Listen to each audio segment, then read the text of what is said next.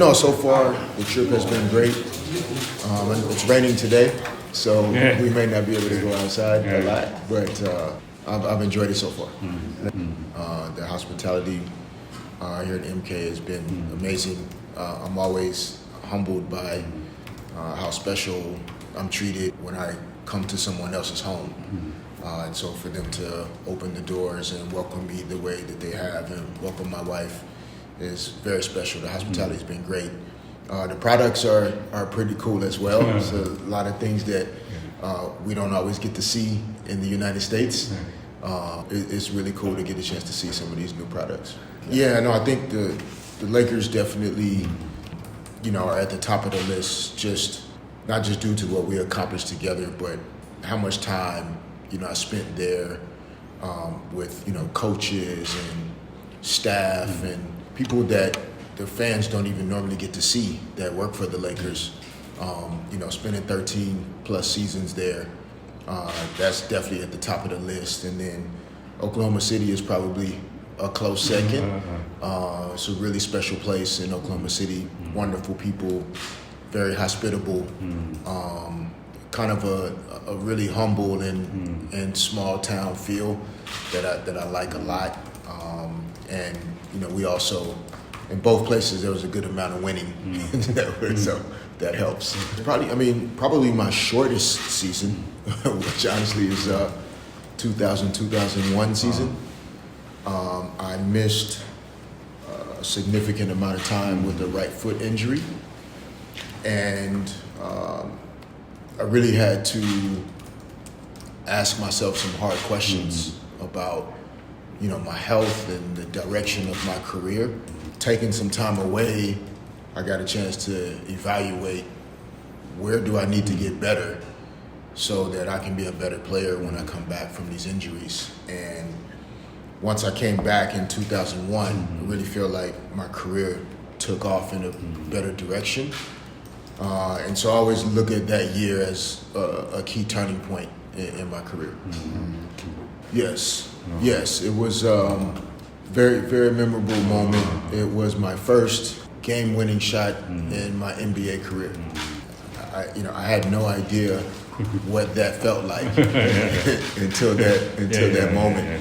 You grow up as a kid watching all of your basketball heroes, make the game-winning shots, and for that to be, my first moment doing that for my team. It's definitely a moment I'll never forget. So many, obviously, memories specifically related to Kobe. What comes to mind the most is, as great as he, was as a player, he never stopped working hard. We kind of had an unspoken competition going to see who would get to the practice gym the earliest. And so whenever I drove up and I saw that his car was already there, I knew he won that day. And then there were days that I made it a point to try to be the first one there so that he could see me sweating already when he got there. And so that was kind of our unspoken little competition. Both eras were really fun to be a part of. If I had to speak to the differences, I would say the Kobe Shaq era, we just physically wore people down. Like Shaq physically dominated every team that we played against. And so it made all of our jobs easier just due to Shaq's presence.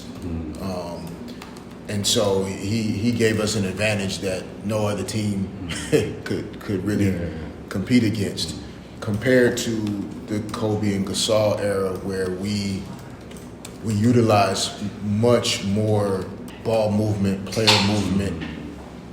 We played a lot faster. We didn't always play through Gasol in the post. We, sometimes Powell played out on the perimeter. And so the styles were just different. With Shaq, we were physically dominant. We played a more forceful game. Kobe and Gasol, it was more passing, more shooting, more finesse. Wow. That's a great question. I mean, I don't know. I feel like the guys now, they play so fast.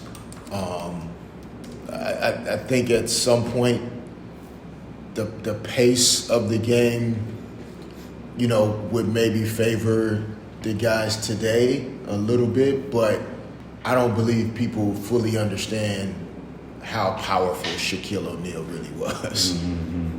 And, you know, even with the amount of threes that NBA offenses look to get, the most efficient shot in basketball is still a dunk or a basket that's right at the rim. And we had the most efficient offensive force, arguably, that basketball has ever seen. So I think we would have had a pretty good chance. I mean, yeah, we're still, you know, Shaq, Robert Horry, Brian Shaw, Rick Fox, Tyronn Lue.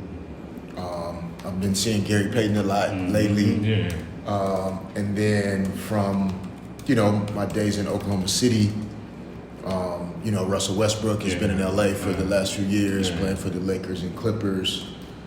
So I get to see him, you know, pretty frequently as well. And then Lamar Odom and Luke Walton, those are the guys that I see the most. For me specifically, winning was always the formula that I wanted to crack, or like that was the thing that always motivated me. And so even sometimes when I wanted a bigger role or I wanted more opportunity, it still always came back to, well, what do I need to do in order for us to win? That was my motivation in the off season when I trained really hard. I just wanted to be on the team that won the most. And so I never got away from that. And I think that's what really helped me to last in the league so long. I mean, 2 is the most accomplished number.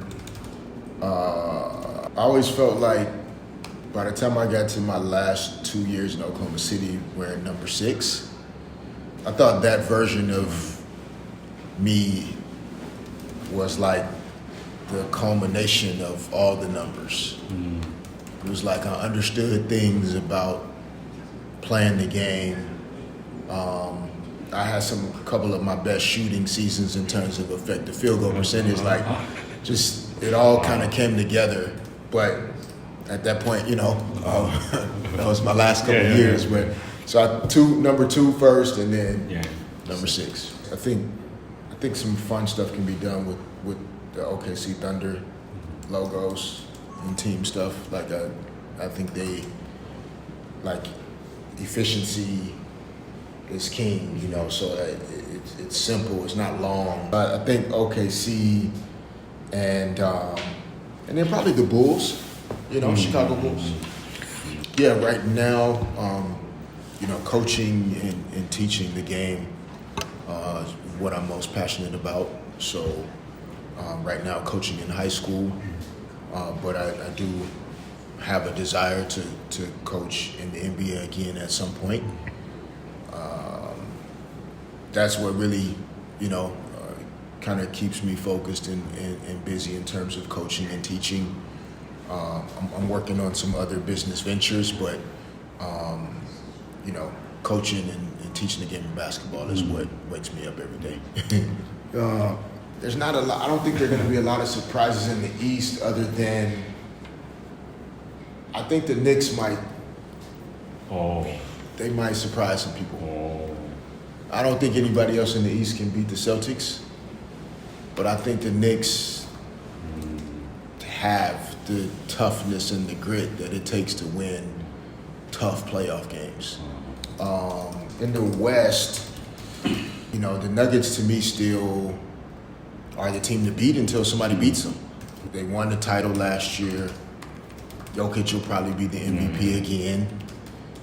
And the teams that have the MVPs, they win. So, you know, I hate to say that because the Nuggets are playing the Lakers, obviously. But I right now, my vote probably go to the Nuggets coming out of the West, which is a huge sacrifice to make, is to go to the United States, to go to university, to leave your family and to leave your loved ones and make that decision. You know, that's kind of the passion that it takes to pursue your dreams. And I think that more players that are considering that should really think hard about it, because it allows for the people that evaluate NBA prospects, if they get the opportunity to see you competing against high competition and other talented players that also have NBA potential, it almost allows them to take you more serious as a potential NBA player. So I would encourage, more young, high school athletes, boys and girls, to consider, going to the United States universities to try and play, NCAA basketball. And it gives you a great chance to be evaluated fully. And if it doesn't work out from a basketball perspective, there's still some great institutions where you can still get a great education, and then you can move back to Korea and continue to pursue your basketball dreams or whatever you want to do. But to me, it was smart that they went to Davidson and Gonzaga to try and give themselves the best chance. Probably the one word that comes to mind, is dependable. Like I always wanted my teammates and coaches and people that I've worked with in different capacities to just know that they could depend on me if they needed me for something. Whether that's on the court playing a particular role, or as a leader off the court, as a friend or mentor, whatever I could be. I really wanted to be for them. So I think dependable is the word that comes to mind. Just thank you. NBA basketball and just basketball in general has continued to grow as a sport in Korea and around the world.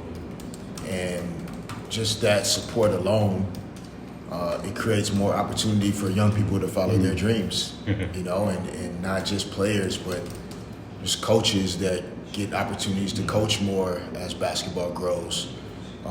There are journalists and media representatives that get to cover basketball more as it grows more.